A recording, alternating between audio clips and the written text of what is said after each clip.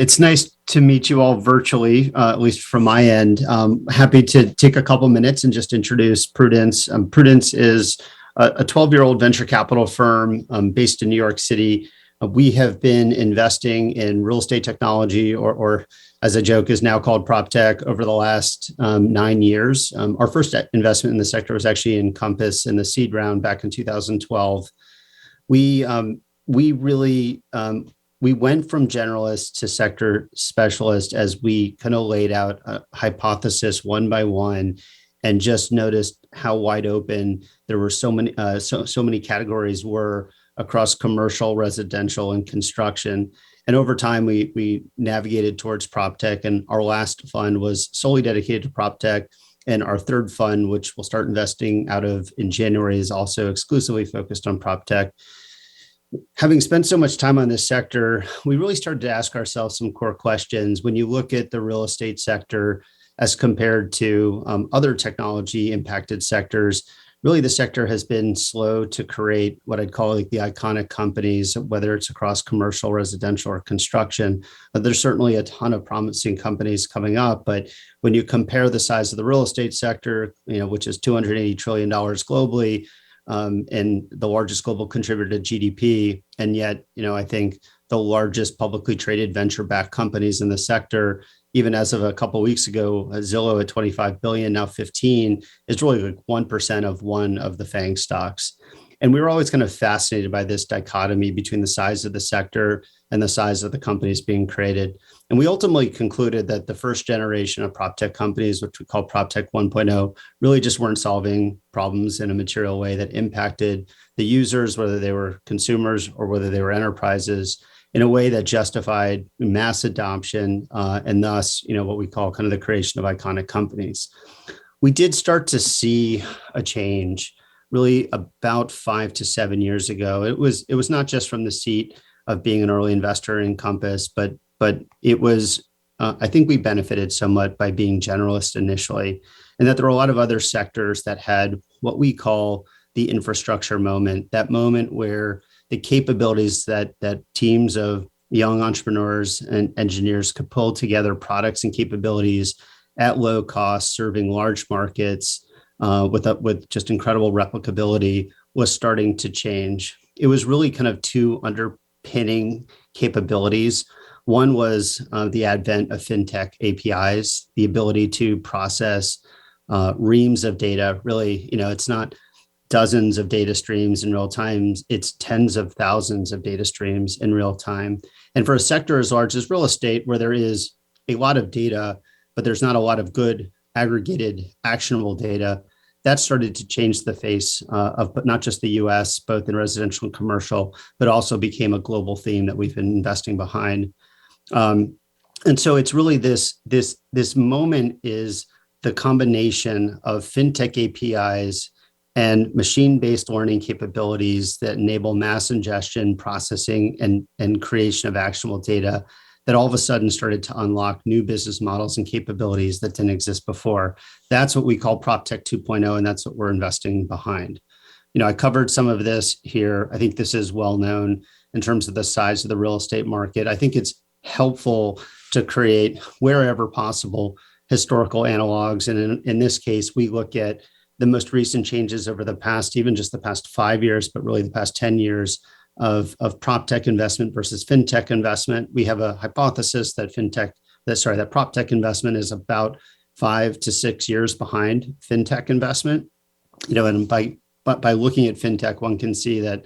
Let me flip ahead a couple slides. This is the most important side. It's 20 Fintech companies 5 years ago had a combined market value of 100 billion. Fast forward to today, it's 1 trillion, right? So it's a big, order of magnitude increase in value over a relatively short amount of time. I'll go back. I think one of the big themes that we've kind of focused on is not just that infrastructure moment, those enabling capabilities to create companies and business models that didn't exist before, but then how do you marry that with now is the right time? And I'm sure there's been a lot of talk about COVID this week. It's hard not to talk about COVID, but we'll take it into the direction of demand pull forward. When we look at what trends existed before in terms of tailwinds for the Proptech sector. And then we overlaid this global pandemic. What we just saw is a massive draw forward of the demand curve. And that demand curve, by some estimates, was 6 to 7 years pulled forward.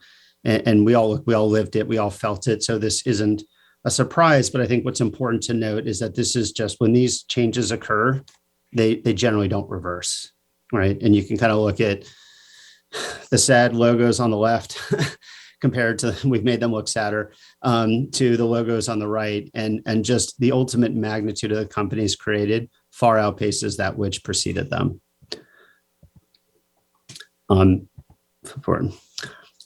think as investors, we are primarily looking for pure technology investments. So I certainly spend lots of time with the industry. We have investors from the industry, whether they're strategic investors, whether they're financial investors that have a focus on real estate.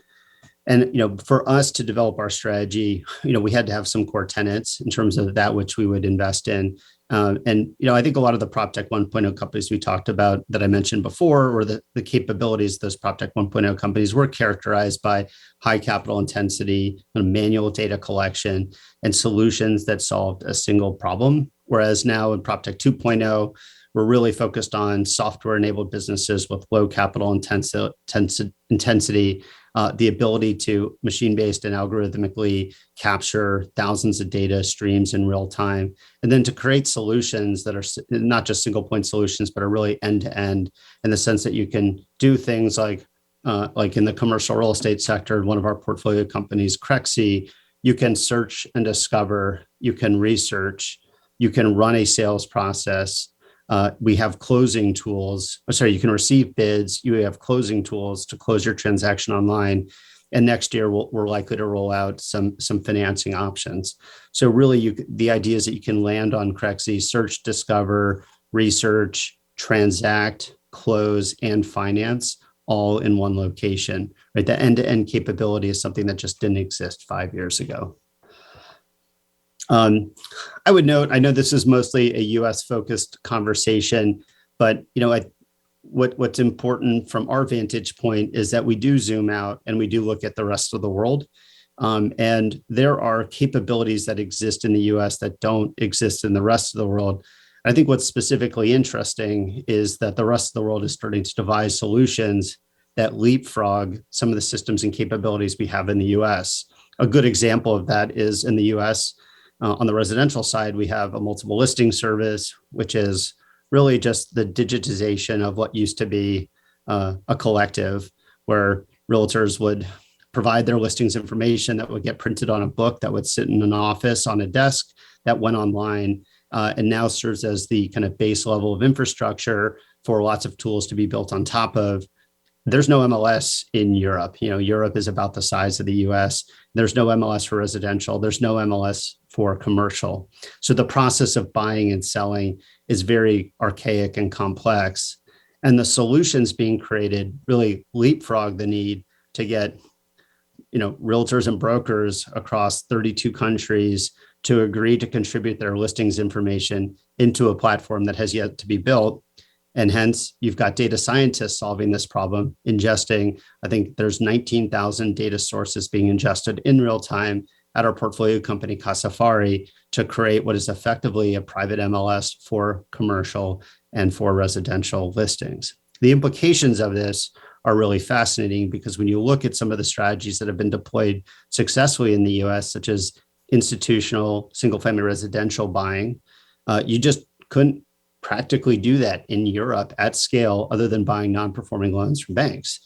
So now with a company like Casafari, who has a sourcing capability, you can see an index of literally every property, residential or commercial, across the entire continent, and actually have actionable data to go out and execute a strategy if you wanted to, for instance, deploy 200, 300, $1 billion to build a portfolio across Europe.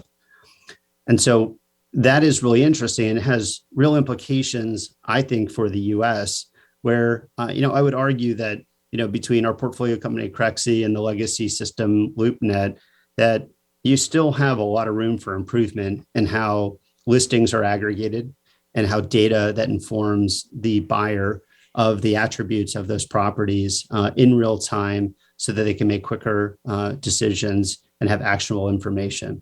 And so we're actually connecting companies like Kasafari to our portfolio companies like Crexi so that there can be cross-pollination of learnings on the data science and machine learning capabilities to try to, we'll say, import ideas from Europe that you would normally think about Proptech ideas being exported out of the US, because most of the great ideas are being developed here.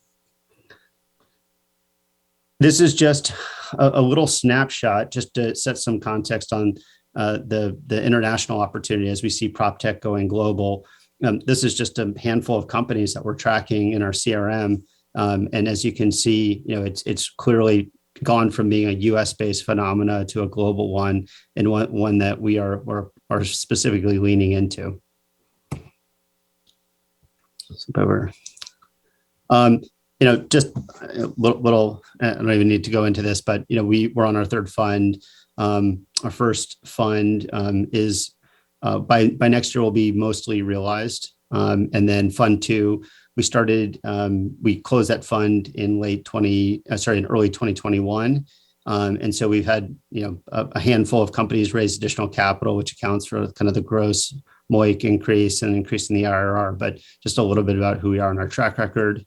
And I think that, I put this slide in here really just to kind of highlight what is kind of been an incredible phenomena, which is just absolute levels of growth we're seeing across our Proptech companies, which is to suggest that these are companies that have built products that have been met by market demand kind of across the board, whether it's a residential, commercial, or a construction software company, and something we're really excited and proud to see. So let me stop my screen share. Good, sorry. So that's a little bit of an overview on Prudence and who we are. Some of the themes that we have been thinking about for 2022 and 2023 are actually centered more so on the commercial sector, which, just taking the perspective of an investor and zooming out, we have seen perhaps more investment across residential in the US and abroad, and I think our portfolio would also reflect that. But if you look at our pipeline of companies that we think are actionable, we are finally starting to see those opportunities really start to get to the place where they are investable.